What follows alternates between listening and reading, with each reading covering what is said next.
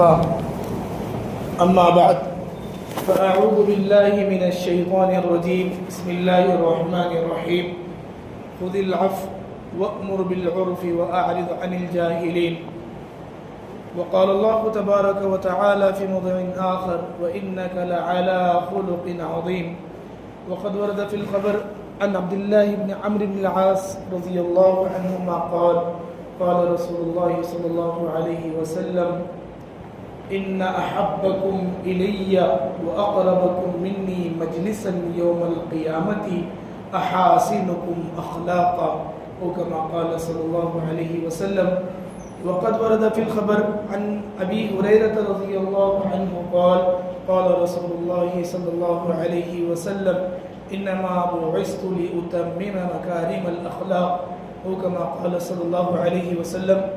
نہایت ہی محترم و مکرم حاضرین و سامعین، آپ حضرات جانتے ہیں کہ انسان کی زندگی میں انسان کے لیے شریعت کی روشنی میں جن چیزوں کا کرنا، جن پر جمے اور ڈٹے رہنا ضروری ہیں، ان میں سب سے پہلی چیز اعتقادات۔ اس کے سلسلے میں مختصر کئی ہفتوں میں آپ حضرات کے سامنے بات آئی۔ اس کے بعد دوسرے درجے میں اعتقادات کے بعد جو چیز ہے وہ عبادات ہے۔ انسان کو مومن اور مسلمان بنانے کے لیے اعتقادات لازم اور ضروری بلکہ فرض عین ہیں۔ اعتقادات کے بعد اس کے انسان کے ایمان کو اور ہائی لیول پر اعلیٰ پیمانے کا ایمان بنانے کے لیے عبادات لازم ہیں، اور عبادات کے سلسلے میں بھی ماقبل میں آپ حضرات کے سامنے بات آ چکی ہے۔ اب اگلا ایک درجہ ہے معاملات کا۔ معاملات کے بغیر انسان کا دین ناقص و نامکمل ہے، انسان کا ایمان ناقص و نامکمل ہے۔ اچھے لوگ اس معاملے پر معاملات داری میں آ کر پھسل جاتے ہیں، لڑکھڑا جاتے ہیں اور ان کے قدم ڈگمگا جاتے ہیں۔ حالانکہ پیارے آقا علیہ السلام نے ارشاد فرمایا اکمل المؤمنین ایمانا احسنهم اخلاقا، کہ اہل ایمان میں، اہل اسلام میں سب سے کامل، سب سے مکمل، سب سے اکمل مومن وہ ہیں جس کے اخلاق عالی ہوں، جس کے کردار مثالی ہو، جس کا نیچر ایسا ہو کہ اس کے نیچر میں، اس کی ذات سے کسی کو وہ تکلیف دینے والا انسان نہیں ہے، تو وہ شخص کامیاب انسان ہے۔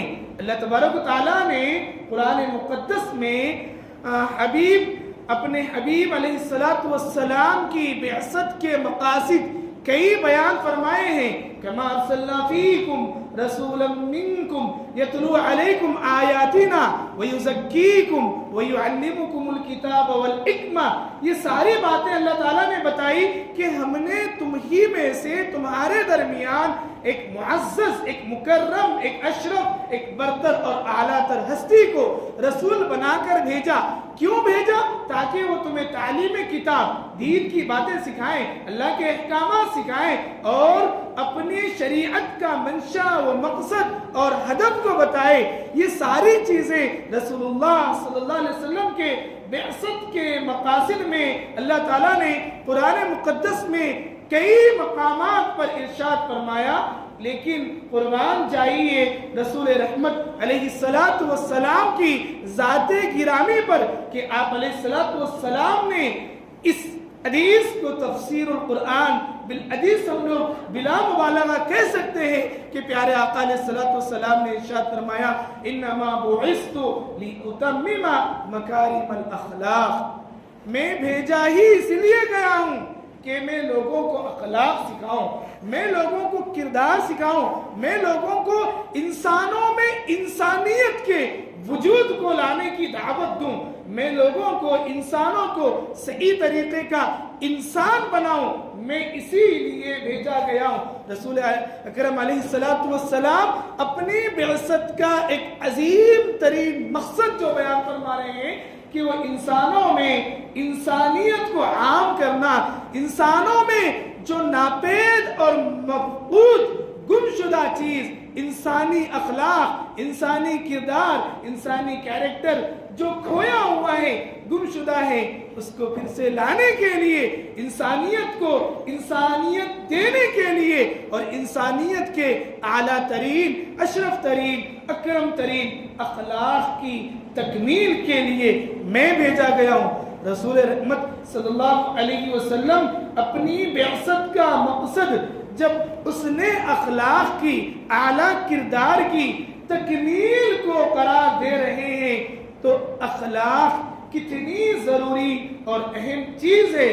آپ سنتے ہوں گے، آپ دیکھتے ہوں گے، حضرت مولانا طارق جمیل صاحب دامت برکاتہم کہتے ہیں کہ اس وقت دنیا میں حاجی بہت ہیں، اس دنیا میں نمازی بہت ہیں، اس وقت دنیا میں خیر کے، للہیت کے، صدقات عطیات کے کام کرنے والے، بے دریغ اپنی دولت کو لوگوں پر لٹا دینے والے، اپنے تجوریوں کے دروازے کھول دینے والے بے شمار لوگ ہیں۔ اگر اس معاشرے میں، اس سوسائٹی میں، اس وقت سارے عالم میں اگر کسی چیز کی کمی محسوس ہو رہی ہے تو وہ اخلاق کی کمی محسوس ہے۔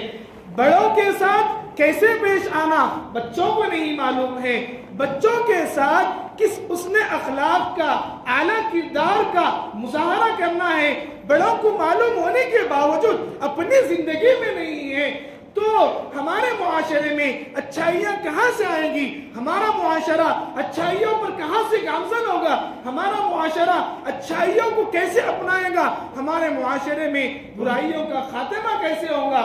جبکہ ہم میں اخلاق جیسی عظیم دولت جس کے متعلق آقا نامدار علیہ السلام نے ارشاد فرمایا کہ میری بعثت کا مقصد ہی یہی ہے کہ میں اس نے اخلاق کی تکمیل کروں، میں اچھے اخلاق کو عام کروں، میں اچھے اخلاق کی فضا کو لوگوں میں عام کر دوں۔ ہمارے نبی رحمت علیہ السلام نے سیرت میں ہزاروں لاکھوں واقعات ہیں۔ اللہ کے نبی علیہ السلام کا واقعہ درخت کے نیچے سوئے ہوئے آیا ہے، آپ کی تلوار سوچ کر تان کر کہہ رہا ہے کہ اے محمد بتاؤ تمہیں آج میری تلوار سے کون بچائے گا؟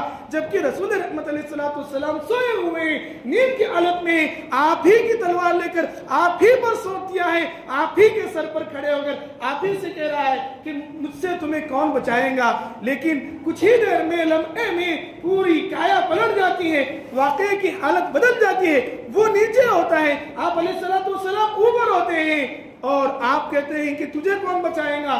تو وہ کہتا ہے کہ آپ کے سوا میرا کوئی نہیں، اگر آپ چاہتے تو اسے قتل کرتے، تو یہ آپ کے اخلاق، جو شخص آپ کے قتل کے در پہ تھا، آپ کی نیند کی حالت میں آپ کی جان لینے کے در پہ تھا، تو ویسے جان دشمن کی جان کو بھی معاف کر دیا۔ یہ ہے ہمارے نبی کے کریمانہ اخلاق۔ اسی کے متعلق اللہ رب الجلال نے قرآن مقدس میں صاف لفظوں میں یہ سٹیٹمنٹ دے دیا، قیامت تک کی آنے والی انسانیت کو بتلا دیا کہ رسول رحمت صلی اللہ علیہ وسلم جیسی ہستی نہ تھی، نہ اس زمانے میں جس وقت آپ تھے، نہ آپ سے پہلے، اور نہ قیامت تک آپ کے جیسی کریمانہ اخلاق والی ہستی نہیں آ سکیں گی۔ وَإِنَّكَ لَعَلَىٰ خُلُقٍ عَظِيمٍ، اے میرے پیارے حبیب صلی اللہ علیہ وسلم، آپ اخلاق کی، آپ کردار کی اور کیریکٹر کی بہترین سواری کے شہ سوار ہیں۔ آپ کے اس شہ سواری کے درجے کو کوئی پہنچنے کا تصور بھی نہیں کر سکتا۔ ویسے اخلاق والے نبی کی ہم امت ہیں تو ہمیں بھی چاہیے کہ ہم بھی اپنے اخلاق کو، اپنے کردار کو، اپنے کیریکٹر کو اچھا بنائیں۔ ہمیں دیکھ کر لوگ اسلام کی طرف مانوس ہو جائے۔ ہمارے سے لوگ آج متنفر ہو رہے ہیں، ہمارے اخلاق سے، ہمارے کردار سے اسلام پہچانا جا رہا ہے، حالانکہ یہ ہونا چاہیے، یعنی کہ پہچانے جانے سے مراد یہ نہیں کہ اسلام کا بول بالا ہو رہا ہے، بلکہ پہچانے جانے سے یہ مراد ہے کہ آج بد اخلاق بد کردار. اگر کوئی قوم ہے کسی کے اندر بد اخلاقی کی عد ہے تو لوگوں کا کہنا، لوگوں کا، حالانکہ سارے اخلاق کی ساری تعلیمات ہمارے نبی ہمیں دے کر گئے ہیں. ہمارے دین کی جیسی تعلیمات کہیں نہیں ہے، ہمارے نبی کی جیسی تعلیمات کہیں نہیں ہے، ہمارے مذہب کے اتنا مقدس مذہب دنیا میں کوئی نہیں ہے. اس کے باوجود لوگ ہمیں بد اخلاقی کی نگاہ سے دیکھتے ہیں. تو کیوں؟ اس لیے کہ ہماری زندگی میں دور دور تک اس سے کا کوئی عمل دخل نہیں ہے. تو ہمیں چاہیے، صحابہ کرام رضوان اللہ علیہم اجمعین پوری دنیا میں پھیلے ہیں. حجۃ الوداع کے بعد جس صحابی کا رخ جس طرف تھا اس طرف کو 1.25 لاکھ صحابہ پوری دنیا میں پھیل چکے ہیں. تو اس وقت صحابہ دنیا کی تمام زبانیں نہیں جانتے تھے. نبی نے صرف انہیں ایک جملہ سکھایا تھا، کونوا مثلنا، کہ تم بھی ہمارے جیسے بن جاؤ. اور وہ ایسے بنے تھے کہ ان کی ذات کو، ان کی شخصیت کو، رسول اللہ صلی اللہ علیہ وسلم کی وفات اور حضرت عمر رضی اللہ تعالیٰ کے زمانے کو، صرف یعنی کہ جو زمانہ حضرت عمر کی خلافت کے ختم کا جو زمانہ ہے، اس زمانے کو 12 سال کا عرصہ ہے. 12 سال کے عرصے میں آدھی دنیا میں اسلام پہنچ چکا ہے. آدھی دنیا میں اسلام کے لوگ ماننے والے بنے ہیں.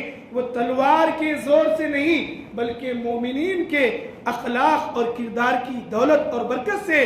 تو اس لیے چاہیے، وقت کا یہ تقاضا ہے کہ ہم مومنین اور ہم مسلمان اپنے اخلاق کو، اپنے کردار کو، اپنے کیریکٹر کو سدھاریں اور حقیقی محمدی بن کر جئیں. اللہ تعالیٰ سے دعا ہے کہ اللہ تبارک و تعالیٰ ہمیں اخلاق و کردار کی دولت سے مالا مال فرمائے. ہر قسم کی بد اخلاقی سے ہم تمام کی اور پوری ملت کی حفاظت فرمائے. آمین یا رب العالمین. وآخر دعوانا ان الحمد للہ رب العالمین.